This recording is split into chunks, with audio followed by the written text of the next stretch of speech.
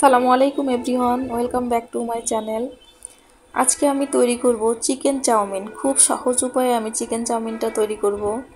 তো চলুন দেখে নেওয়া যাক সহজ উপায়ে চিকেন চাউমিন তৈরির রেসিপিটা। এই জন্য প্রথমে আমি 150 গ্রাম মাংস পাতলা করে কেটে ধুয়ে পানি ঝরিয়ে নিয়েছি।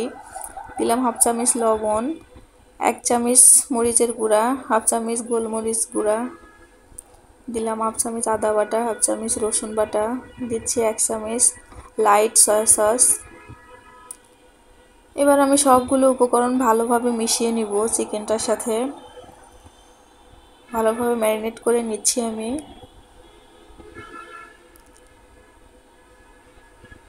ম্যারিনেট ভালোভাবে করে একটু রেস্টে রেখে দিব। আমার ম্যারিনেট করা হয়ে এসেছে প্রায়। ম্যারিনেট হয়ে গেলে আমি অ্যাড করব 1 চামচ কর্নফ্লাওয়ার অ্যাড করছি। আপনারা চাইলে কর্নফ্লাওয়ারটা স্কিপ করতে পারেন। আমার কাছে কর্নফ্লাওয়ার দিলে একটা লেয়ার তৈরি হয় চিকেনের উপর, এটা ভালো লাগে খেতে। আমি কর্নফ্লাওয়ারটা দিয়ে খুব ভালোভাবে মিশিয়ে নিচ্ছি। মেশানো হয়ে গেলে আমি রেস্টে রেখে দেব 10 মিনিট। আমার হয়ে এসেছে, আমি রেখে দিচ্ছি 10 মিনিট। এবার আমি একটা সস তৈরি করব, এই জন্য একটা বাটি নিয়ে নিলাম। প্রথমে আমি দিয়ে নিব 2 টেবিল চামচ টমেটো সস, দিয়ে নিচ্ছি 2 টেবিল চামচ সয়া সস, অল্প একটু গোলমরিচের গুঁড়া দিলাম 1 চামচ, চিনি এবং চিলি সস দিয়ে নিলাম 1 চামচ। এবার একটু লেবুর রস দিয়ে আমি সসটা খুব ভালোভাবে রেডি করব। মিশিয়ে নিচ্ছি। ভালোভাবে মিশিয়ে নেওয়ার পর আমার সসটা রেডি হয়ে যাবে। হয়ে এসেছে আমার সসটা রেডি। এবার আমি সবজিগুলোকে কেটে নিয়েছি। বরবটি নিয়েছি কয়েকটা, হাফ গাজর এবং একটা টমেটো আমি সুন্দরভাবে কেটে নিয়েছি লম্বা করে। এবার চুলাতে দিয়ে নিলাম একটা হাঁড়িতে পানি দিয়ে নিলাম। নুডলসটা সিদ্ধ করব। আমি এখানে ড্রাগন নুডলস নিয়েছি, আপনারা যে কোনো নুডলস নিতে পারেন। পানি গরম হতে শুরু করেছে, এ পর্যায়ে আমি সামান্য লবণ এবং তেল অ্যাড করলাম। পানি ফুটানোর পরে আমি নুডলসটা দিয়ে নিলাম। আমি নুডলসটা ভেঙে নেই নাই, কারণ ভাঙলে নুডলসটা আমার কাছে দেখতে ভালো লাগে না। এই জন্য আমি পুরো নুডলসটা দিয়ে নিলাম। আস্তে আস্তে চামচ দিয়ে আমি পানির ভিতর দিয়ে নিলাম। 5 থেকে 7 মিনিট আমি নুডলসটা সিদ্ধ করব। 90% মতো নুডলসটা আমি সিদ্ধ করে নিলাম। এখন আমি তুলে নিচ্ছি নুডলসটা পানি ঝরিয়ে। একটু ঠান্ডা পানি দিয়ে আমি নুডলসটা রেখে দিলাম। ওই পানির ভিতরে আমি সবজিগুলোকে সামান্য একটু ভাপিয়ে তুলে নিচ্ছি। প্রথমে বরবটি তুলে নিলাম, তারপর গাজর দিলাম, একটু ভাপিয়ে উঠিয়ে নিচ্ছি। এখন আমি চুলাতে প্যান বসিয়ে দিলাম একটু তেল। এখন ম্যারিনেট করা মাংসগুলো আমি ভেজে নিব। দিয়ে নিলাম মাংসগুলো, আমি ছাড়িয়ে ছাড়িয়ে দিচ্ছি।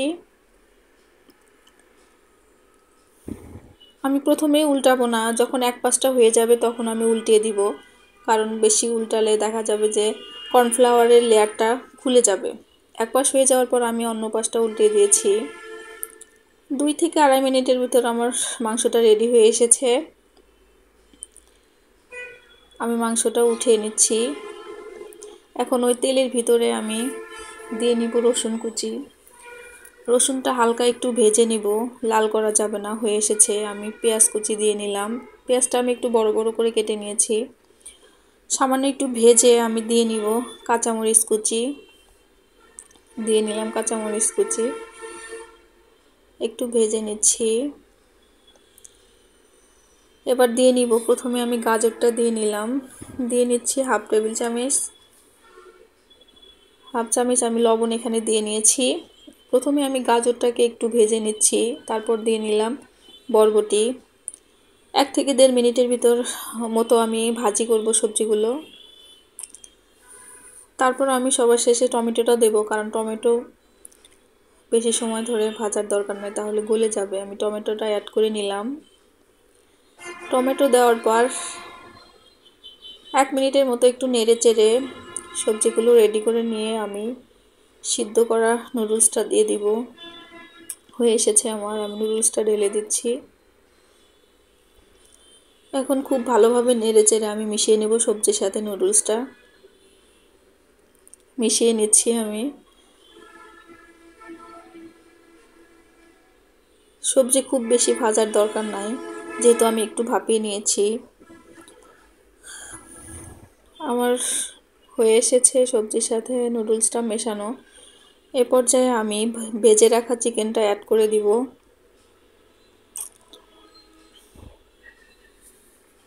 চিকেনটা আমি অ্যাড করে নিলাম।